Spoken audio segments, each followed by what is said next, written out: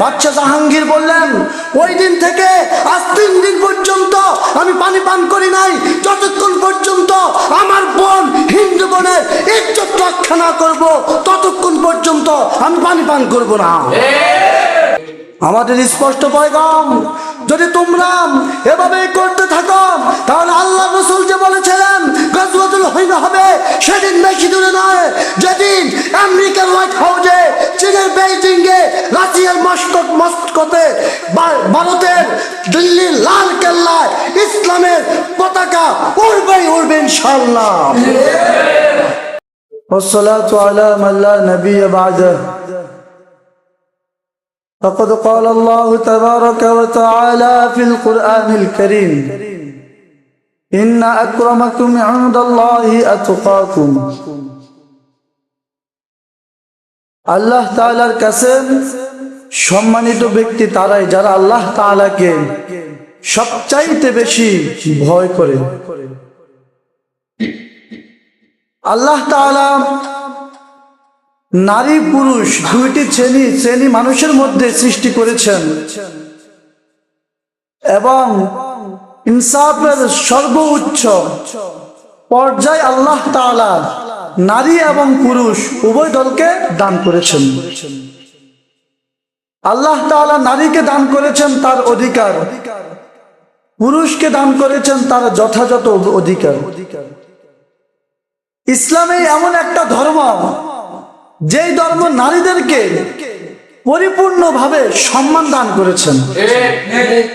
আমরা যদি ইতিহাস লক্ষ্য করি, রাসূল সাল্লাল্লাহু আলাইহি সাল্লামের যখন আবির্ভাব হয় তখন মক্কার মধ্যে একটি আইয়ামে জাহিলিয়াতের মধ্যে একটি রেওয়াজ ছিল যে কোন পুরুষের যদি কন্যা সন্তান জন্ম হতো তাহলে সে মনে করত দুনিয়ার মধ্যে সে সবচাইতে বেশি অপদস্থ ব্যক্তি।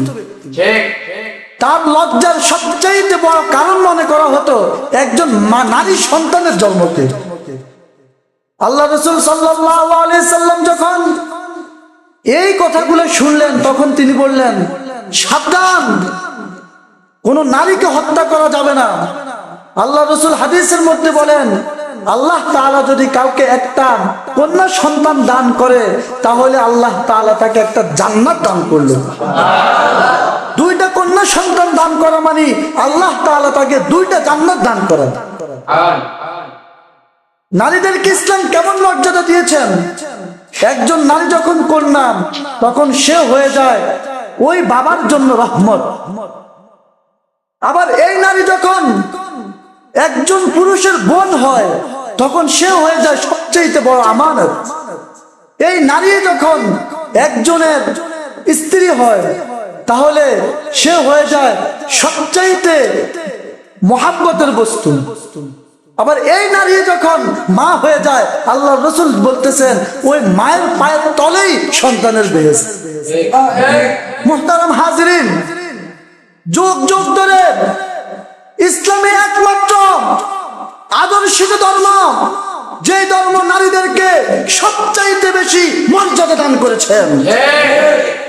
উপমহাদেশের মধ্যে আমরা যদি ইতিহাস লক্ষ্য করি, মুহাম্মদ বিন কাসেমের আগমন হয়েছিল একজন নারীর ইজ্জত রক্ষা করবার জন্য। কিন্তু আফসোসের বিষয়, এই উপমহাদেশের মধ্যে মুহাম্মদ বিন কাসেম ফাতেমা নামক আমার এক বোনের ইজ্জত রক্ষা করবার জন্য এসেছিল।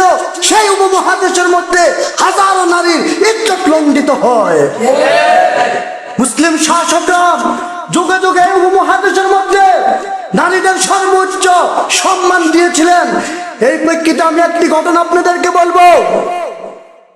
বাদশা জাহাঙ্গীর যখন দিল্লির শাসক, তখন এক হিন্দু মা গিয়ে বাদশা জাহাঙ্গীরকে বললেন, বাদশাহ, জীবিকা উপার্জন করার লক্ষ্যে আমার সন্তান অনেক দূরে কর্ম করে, আমার ঘরে একজন কম বয়সী আমার পুত্রবধূ রয়েছে।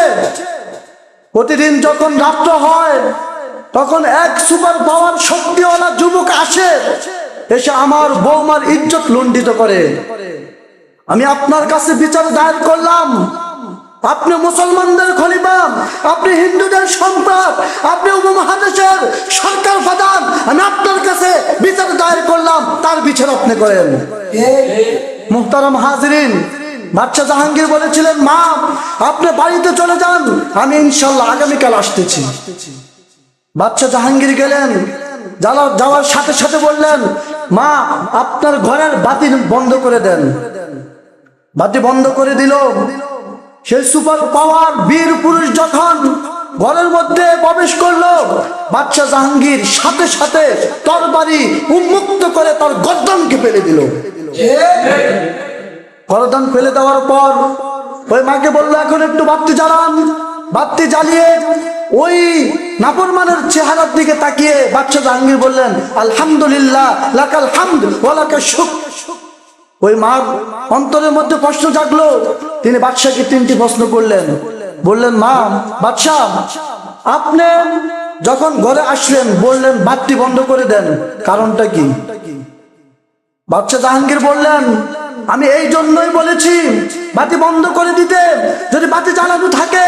আর বাদশাহ জাহাঙ্গীরের রাজত্বের মধ্যে একমাত্র আমি মনে করি বাদশাহ জাহাঙ্গীরের সন্তানেরই এত বড় সাহস যে একজন হিন্দু বোনের ইজ্জত লঙ্ঘন করেন। আমি ভেবেছি যদি বাতি জ্বালানো থাকে, আমার সন্তানের দিকে যখন আমার চক্ষু পড়বে, হয়তো পিতৃচ্ছেদের কারণে, পিতা হওয়ার কারণে ওই কুলাঙ্গারকে আমি হত্যা করতে পারবো না। এই জন্য আমি বাতি বন্ধ করেছি। সে যেই হোক না কেন আমার তরবারি দিয়ে তার গর্দন উড়িয়ে দিব। বললেন, আপনি যে বাতি বন্ধ করার পর পানি খেলে অনেকগুলো পানি পান করলেন। বলে, মা আপনি যখন আমার কাছে মামলা দায়ের করলেন, আমি বাদশাহ জাহাঙ্গীর ভাবলাম আমার রাজত্বের মধ্যে একজন বোনের ইজ্জত লণ্ডিত হয়, আর আমি জাহাঙ্গীর এটার বিচার না করে পানি পান করব, এটা হতেই পারে না। বাদশাহ জাহাঙ্গীর বললেন, ওই দিন থেকে আজ 3 দিন পর্যন্ত আমি পানি পান করি নাই, যতক্ষণ পর্যন্ত আমার বোন হিন্দু বোনের ইজ্জত রক্ষা না করব ততক্ষণ পর্যন্ত আমি পানি পান করব না। মুহতারাম হাজিরিন, এইভাবেই মুসলমানরা হিন্দুদেরকে সম্মান দিয়েছেন। কিন্তু আজকে আফসোস, যদি আমরা দিল্লির সেই মিনারগুলোর মধ্যে লক্ষ্য করি, দিল্লির মিনারগুলো থেকে তারা মুসলমানদের মাইকগুলো নামিয়ে হনুমানের গেরুয়া পতাকা উড়িয়ে দেয়। আমার মা বোনদের ইজ্জত দিয়ে ছিনিমিনি খেলেন। মা বোনদের ইজ্জতের মধ্যে ন্যূনতম তারা একটু ইজ্জত দিতে পারে না। আমাদের স্পষ্ট পয়গাম, যদি তোমরা এভাবেই করতে থাকো তাহলে আল্লাহ রাসূল যে বলেছিলেন গজওয়াতুল হুনাইন হবে, সেদিন বেশি দূরে নয়, যেদিন আমেরিকার হোয়াইট হাউসে, চীনের বেইজিং এ, রাশিয়ার মস্কোতে, ভারতের দিল্লির লাল কেল্লায় ইসলামের পতাকা উড়বে ইনশাআল্লাহ। এই বিজয় মুসলমানদের, যদিও হাজার রক্তের বিনিময়, সমুদ্র পরিমাণ রক্তের বিনিময় হলেও মুসলমানরা আবারও এই উপমহাদেশে মুসলিমরা রাষ্ট্র ক্ষমতা দখল করবে ইনশাআল্লাহ।